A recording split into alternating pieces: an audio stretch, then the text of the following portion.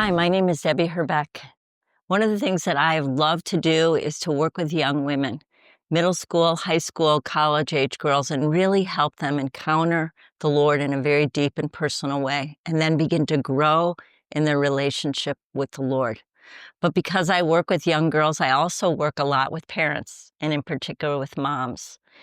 And I think many of us today, looking around at our culture, and young people in the culture, how quickly young people are leaving the church, can feel very discouraged by the state of young people in the faith. But I am actually encouraged as I see young women responding to the Lord's call, not only choosing to follow Jesus, but as they get a little bit older, choosing to marry wonderful young men, to begin their families together, and to really raise holy families. So I'd like to just address a little bit. I think I'm addressing parents and grandparents specifically here, but anyone who has a young person in their life. How do we help these young people?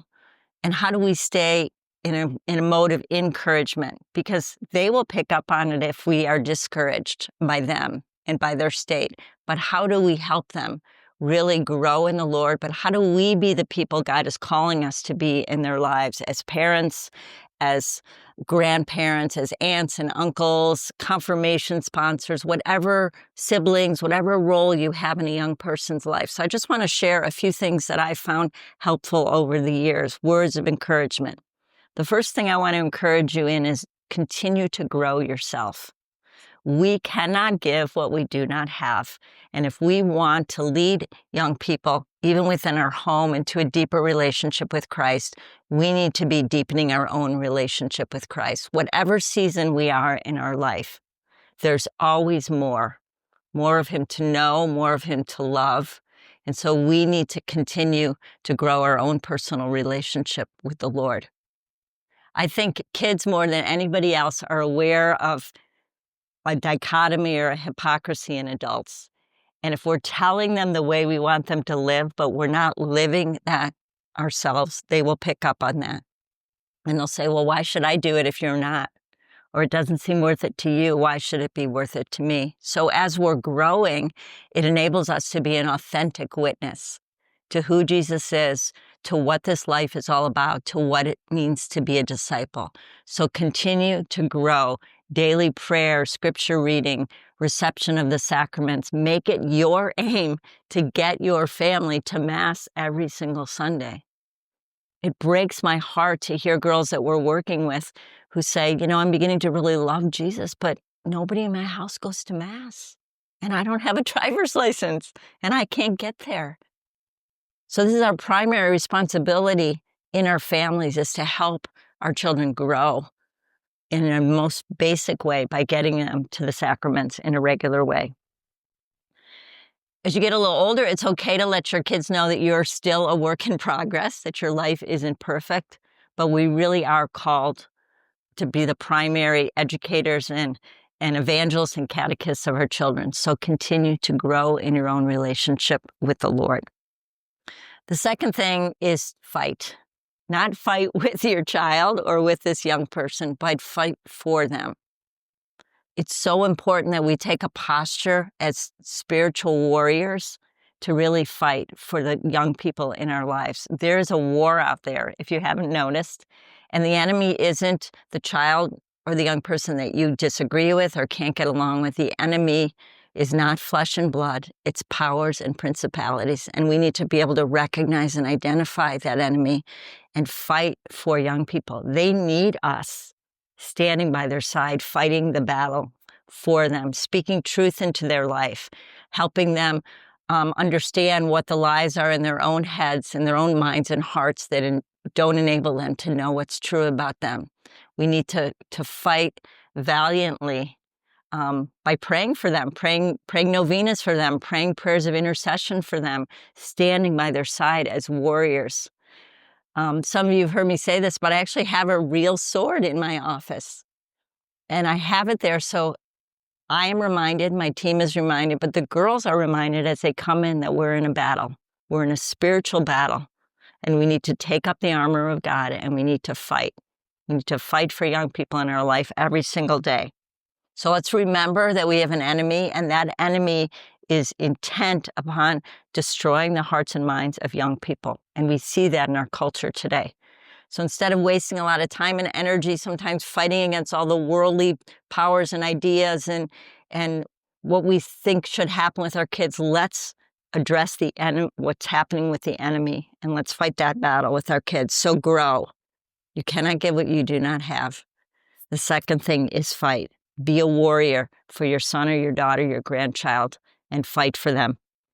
Fight the battle. Pray for them daily. Pray scripture over your kids.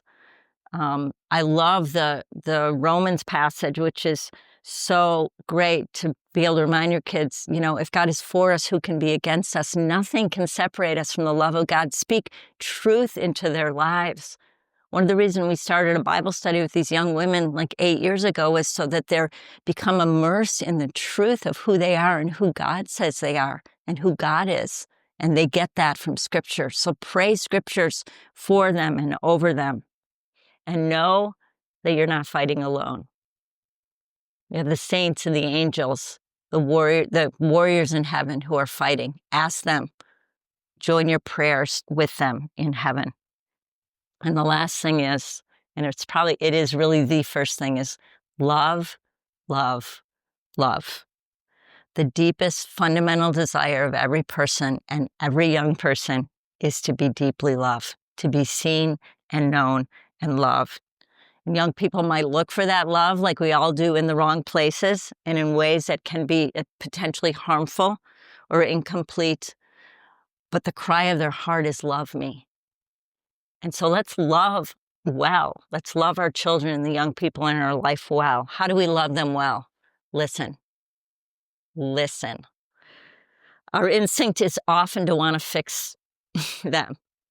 And while they may need some fixing, what they really need sometimes is just for us to listen. And for me, for my children, for my grandchildren, it often means starting by putting down my phone and really engaging them, giving them eye contact, really listening, and really being able to hear what they're saying. Not just listening, but hearing what they're saying. The second thing is a way of loving them is affirm them. Often can be easier to see what's wrong with young people than it is to see what's right with them, particularly our own children. And just a lot of affirmation. It's something I'm working on myself. I'm not naturally an affirmer. Affirm them. Affirm what's good in them, what you see in them. A prayer that I prayed for my children their whole life is, Lord, help me to see what you see and help me to love what you love. And as we begin to have the Lord's heart for them, begin to affirm what God sees in them, and that goodness builds them up and helps them. If authentic love, and we know it is willing their good, it means it's okay to say no to things and to actually hold a standard within our home and good boundaries, a lifelong standard of heroic virtue that we want to teach our children. And as hard as it is for a parent, as a parent, I know it's often easier to say yes than no. Often no is better for them than just saying yes to everything. So no can be a way of loving them. So loving them is so important. And I think this love also encompasses a merciful love. Don't be surprised when the young people around you fall, but use it as a reason to help them grow. Teachable moments to help them seek out God's mercy and to re-encounter His love, to try and try again. It's why young people love St. John Paul II so much, because he really held up this high standard of heroic love and heroic virtue. It's why people loved St. Mother Teresa so much, because she was able to love everyone, no matter where they were at. So love really is the key and the answer, but there's very practical ways that we can love these young people and really help them to know how loved and how valued they are. So don't be discouraged. The times we live in are difficult, but this is not the first time that the Christian people have lived in difficult times. We will get through this together as a church, as a family, as a domestic church together. Be encouraged and continue to love and encourage the young people God has put in your life. God bless you.